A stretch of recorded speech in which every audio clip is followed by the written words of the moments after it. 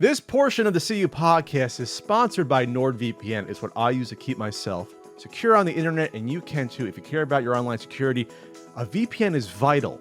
And Nord is offering a huge discount on a 2-year plan of NordVPN, plus 4 free additional months at nordvpn.com/CU podcast. So what do you get with NordVPN? You get secure internet. All of your internet data stays safe behind a wall of next-generation encryption. You block malware and ads, turn on CyberSec to avoid malware, hosting websites, annoying ads, and botnet control.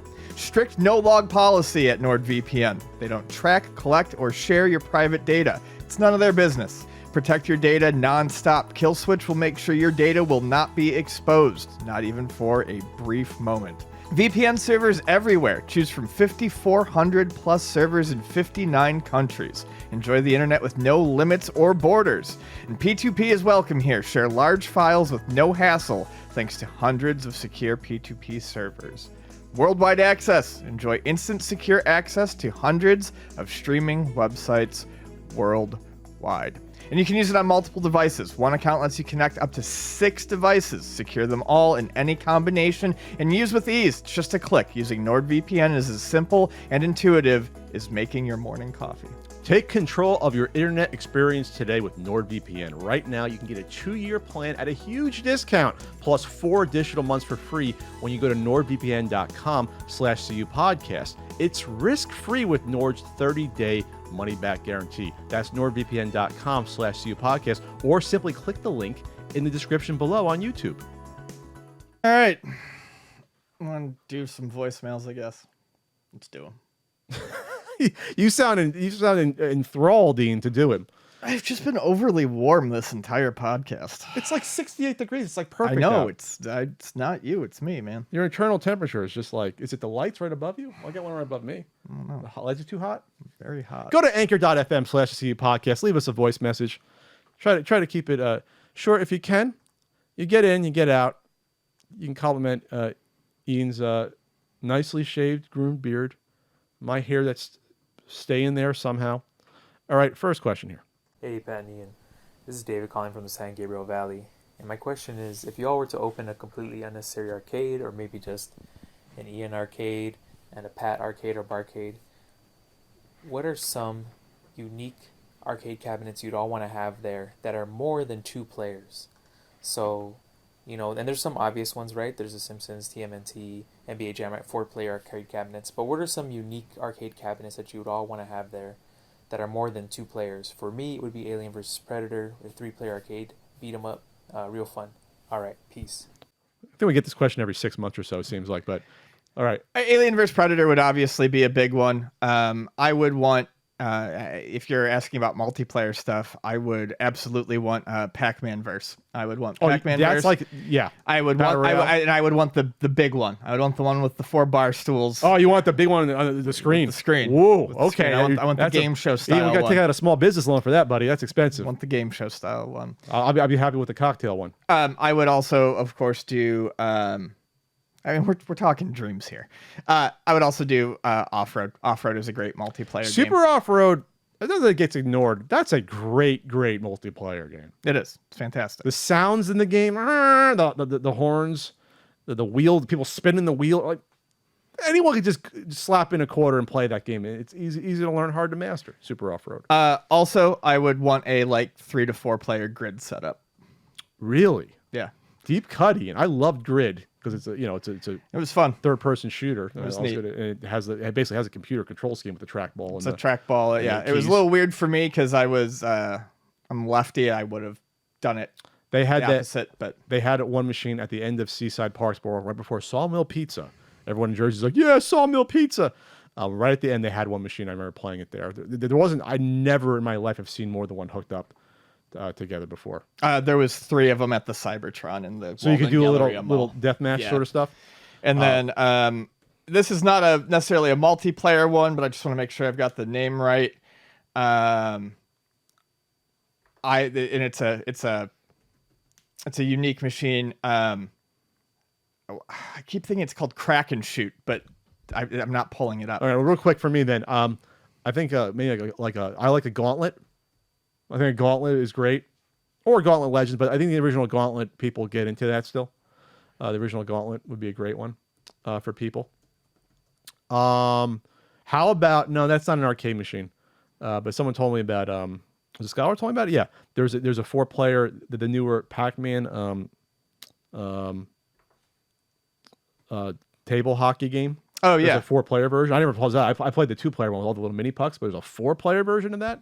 That's a big one. Quick and Crash, it's called. Quick and Crash. Quick and Crash. That was at the arcade that I used to go to. I love Quick and Crash. It's a timed Namco shooting gallery that uses visual trickery to make it look like you're constantly that you can shoot a coffee mug.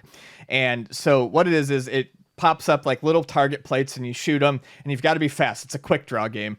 But the big payoff is the last cup thing explodes. Is you blow up the cup. So that's not actually a cup. What is that? So it is actually a mug. What it is there's a mug underneath that forms together, and there's a little actuator that makes. So it's a picture of a mug, and when you shoot it, the picture of the mug flies up, and underneath there's mug pieces. There's an actuator that hits it, and they go boom, making it look like they explode, and it's reflected up into the image. Brilliant. It's really, really cool looking, and it's a cool effect. I'm looking at it. It's a super cool effect that is super believable, and wow, that thing was in the mall arcade for a year, and I played it every time I went to the mall. I've never seen that in my life. I love shooting the mug.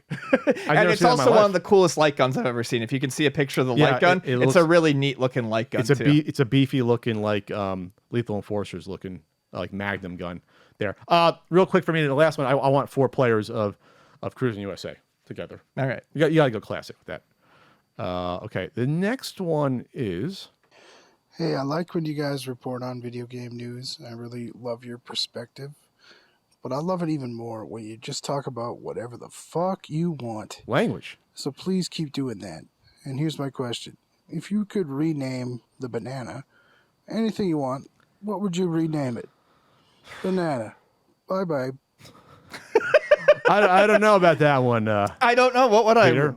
I rename a banana if I could? It's perfect. Perfect name. Anna. It repeats. Snackarang? Snackarang's not bad.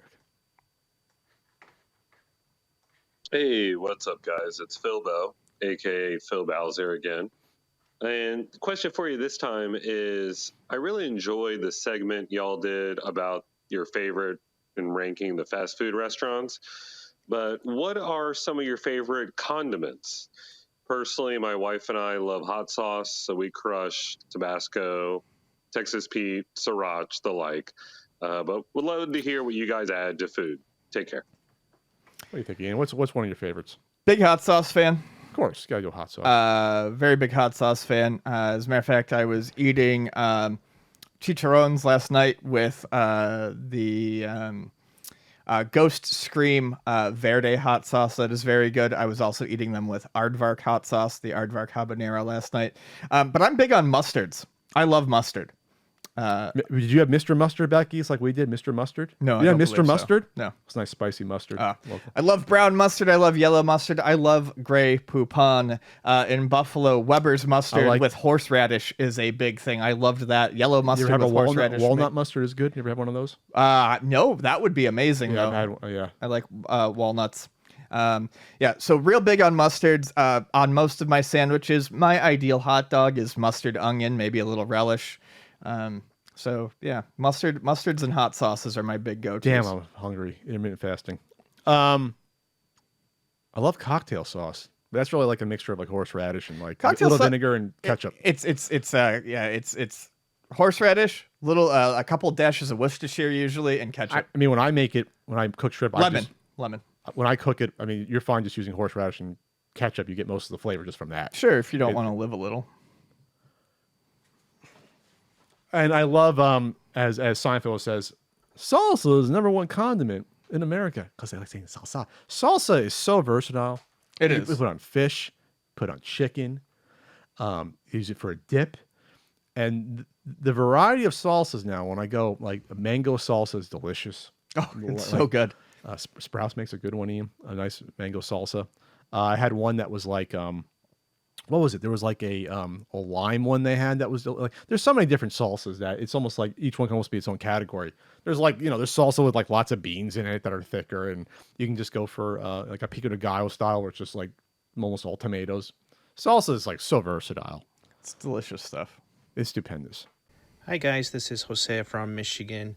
I just wanted to get your opinion on the new Chinese handheld emulators that are popping up, especially the 1X Player. We know that Nintendo has dominated the handheld market with the Switch, but should they be concerned about these new powerful Chinese handhelds that are popping up? So I looked this up, and this would have been impressive if the Steam Deck didn't exist. Like these are ones I guess they were trying to get going. There's Kickstarters for like one or two of these sort of things where, and that's what makes the Steam Deck so incredible, is that the Steam Deck is like hundreds of dollars less than these things are.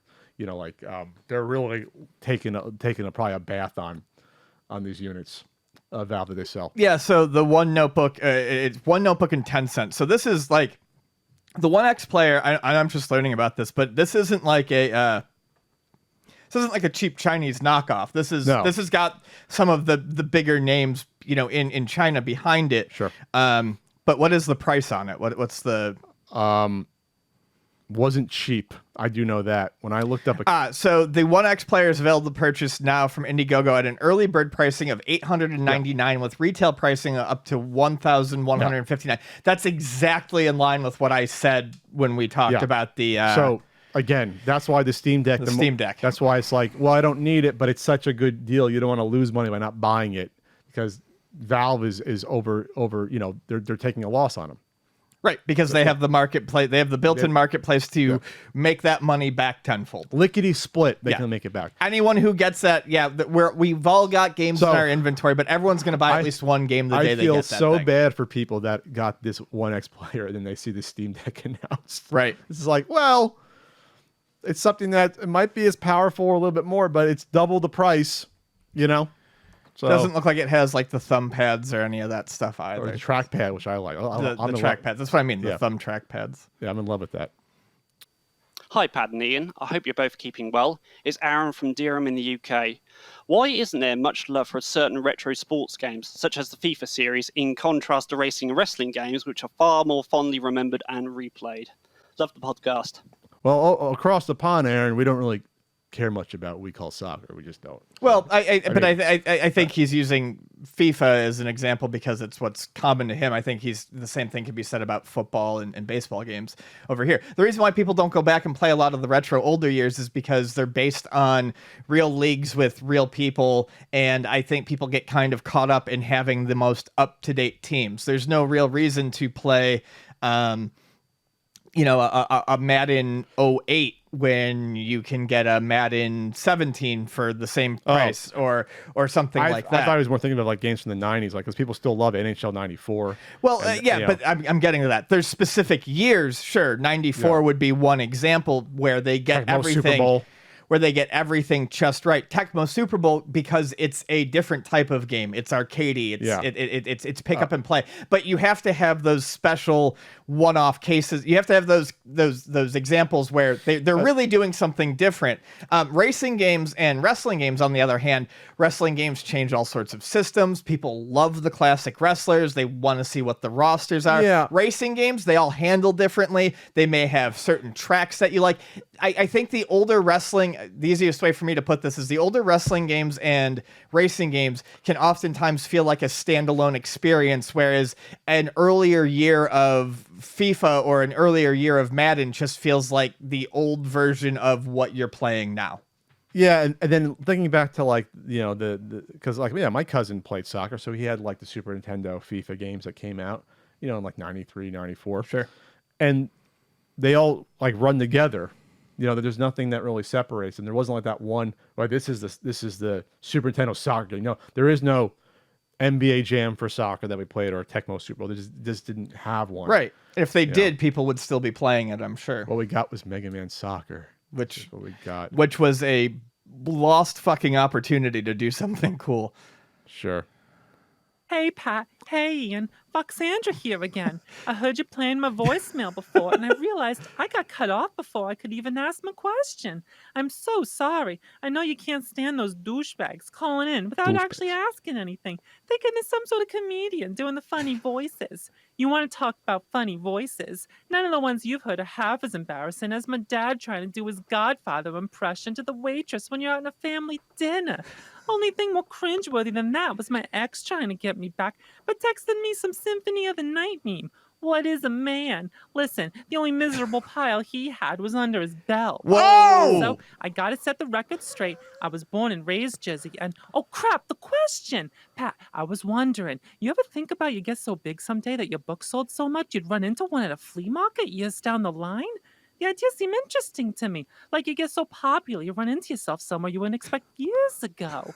Anyway, I think that was under a minute, but... Hey, Voxandra, I love you, but I'm glad it's only a minute, Voxandra. I love the shtick, Voxandra. Have you ever run into your book anywhere for sale? No, not yet. I've seen my DVD laying out at a swap meet, but it was someone that I gave a copy to. Oh. That just had... Oh, they're trying to sell it. I'm friends with like one or two sellers that, I've given a copy of the book to. But no, I haven't seen it yet. Have you seen any of your DVDs ever in like a book off or whatever? No, but I have had reports that my book has shown up in a couple of those stores. I can't remember who it was. Someone said they got my book for only like $10 or something. Like, that's a fucking deal. There was someone online, I can't remember who, but someone in the YouTube community who puts out DVDs had taken a picture. They saw their DVD at like a book off or something like that one day. But every month now, I'm seeing more and more people ask me, "Hey Pat, is this your signature on this NES game that I found?" That's happening. Or me and Ian. I've had people ask me that too. That's interesting. But I mean, when you think about it, I've signed tons and tons of NES games. At some point, they're going to go up. Yeah, it's okay. I don't begrudge you getting sick of me, and you need some money for your Tiger Heli that I signed. It's usually not Tiger Heli. Usually better at games than that. Foxandra. Yeah, yeah, okay. I love the Jersey Girls. All right, what's next here? Skip. Speak Jersey to me. Exactly. Hey guys, this is Danny from New York. Danny. I have a question mostly for Ian. As a fellow shoot 'em up fan, I was wondering, what are some of your favorite shooters, and if there are any you've been playing recently? For me, if I had to pick, I'd say Ketsui for my favorite new school bullet hell style, and Metal Black for the more classic style shooter. Yeah, I love these questions. I have been playing a lot of shooters recently. I think one of my all-time favorites is probably Mushihime-sama, the Bug Princess. I've been playing that a lot again lately. I have something like... I checked my Steam account. I don't do a lot of PC gaming, but I have like 50 hours into Mushihime-sama. Just a fucking arcade shooter. I've played a lot of Mushihime-sama. But one that I really like that I've bought 3 times now, and I don't see a lot of people talk about because it's kind of basic, but I love Raiden 4. Raiden 4 is fucking fantastic. I think it's an amazing shooter. There's nothing like specifically visually impressive about it, but the soundtrack is good. It's really fun to play. The stage layout is great. It's just, it's snappy. It gets everything done properly. Hey, Pat and Ian, this is Gizmo from California, and I wanted to ask you what your thoughts were on in-game advertisement, because it seems that people have taken an entirely different attitude as of late. So I think, again, it goes back to like the frog in boiling water. We're getting so used to now stuff being advertised in game that, it's common. Like, it used to be like, okay, going back to like pole position, you put stuff on billboards is kind of part of it. And obviously, as you get more and more involved with modern games, and it's more intrusive, but then sometimes it's part of the open world. I mean, Ian probably would know more about this than me in terms of like them building in the advertisement more and more as you're playing a game. Yeah, I mean, it's weird. I mean, you think about advertising in games, and I mean, it existed a long time ago. Like you said, pole position had ads on the boards. Yeah.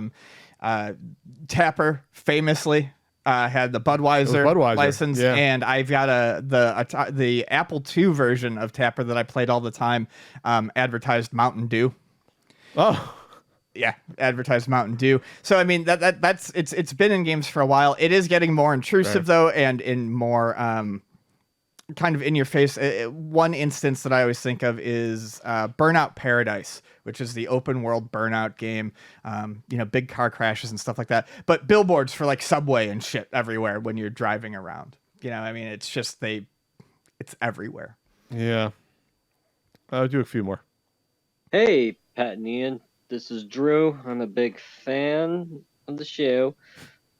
Quick question. Bigger human garbage, Mike Kennedy versus Tommy Tallarico? Well, I'm not going to do a straight judgment on that. I'll just say this. The only thing Mike Kennedy ever said about this is that we were drunken podcasters. Yeah. And he left it at that. That was all the slander or libel that was ever thrown at us was that. It wasn't anything, ultra personal or making up lies about how I've lost friends by talking about a game console that's going to be delayed for a third time soon, or making up stories about how, I was forcing someone to kiss my ring in person and just outright fucking slander. Kennedy never did that. Kennedy was smart to basically just focus on, running his idea into the ground without taking as much personal shots, as Mr. Tallarico has done. I can't wait until I stop hearing about both of them. Oh, Mike is, not involved with video games anymore. No. I don't know what's happened to him. I haven't read that book, but he's out of the scene. I think he probably still posts on Atari Age every now and then. All right, next. Hey guys, this is a quick man from the UK. My question is for both of you. It's there's two types of competitive gaming, like major competitive gaming in my eyes. There's speedrunning and there's player versus player, like fighting games, first-person shooters, that kind of thing. What do you think is more interesting and impressive to watch? Is it speedrunning or is it player versus player? Right. Have a good one. Thank you. Well, there's different things. There's more to me. There's more drama in player versus player because it's a competition, and it's person versus person, obviously. So you have nerves, and you have I actually enjoy watching the fighting. Competitive. I really enjoy high level fighting game competition. It's really fun to watch. The better the game, the more it plays out like a real fight. I mean, kind of. I like watching Tekken. I like watching the high end Street Fighter stuff. Guilty Gear. I have no interest in actually speedrunning myself. It would drive me nuts. And I don't know, and this is not to sound insulting, I don't necessarily like watching the journey in real time, but I do love seeing these videos that come out of people. Yeah. I think it's very impressive. I have nothing bad to say about it. I just don't enjoy watching. I love seeing it when it's all said and done. Yeah, because obviously there's people. If you're a speedrunner, that's a lifestyle. You have to put in thousands of hours into some of these games. Yep. In order to hit those marks, and that's all you can do, which is fine. I'm not putting judgment on that, but yeah, I can't. Like Ian said, I can't watch you on Twitch try and fail and go back and reset every. I don't get it, but I understand some people like that. I just can't get into that. But yeah, I'll watch a speed run. I'll watch a finished speed run. Oh yeah, I'll watch a finished speed run. Yeah. I'll give you props. Yeah. I'll talk about it on here. I think it's very cool. I don't like watching the process. Yeah, it'd be akin to okay, going back to the Olympics. I'm gonna watch the. You like eating sausage, you just don't want to see how it's made. I want to watch the 100-meter dash happen. I don't want to see him training, all the years before to get to that 100-meter dash at the Olympics. You know what I mean? I want to see the end result. Oh, yeah. All right, we got. We gonna do one more. One more. Let's see. Do you think someone checked in with us? I hope so. You think someone did? You guys just can't help yourselves, can ya? You gotta rip on my Amico. You gotta blast my controllers. You gotta slam my cornhole. And the physical media, we're not even calling it that. It's physical products. Big difference. Watch the video and listen to what Hans Gruber is trying to tell you. Physical products. They're only $20 anyway. You know what those Neo Geo physical products used to cost? And you still think my controller's too expensive too, even though it's clearly because of the value? But hey, if you can't afford it, that's what the Mad Catz version is for. You think that cornhole video made me look bad? Okay, I'm going to load up AOL and I'm going to show you cornhole video. Whoa, that is not what I wanted. Now I got to clear my browser history again. Oh, Tommy, you lovable scamp. You scamp. Oh, clear that browsing history there, Tommy. How is he so lovable on the podcast? But just I did a sandwich with Tommy. Oh, you did a sandwich with this, Tom? Yeah, sure. Gotta bring this caliber. This is the Tommy that we want to see. This is the Tommy I want to see running a game company.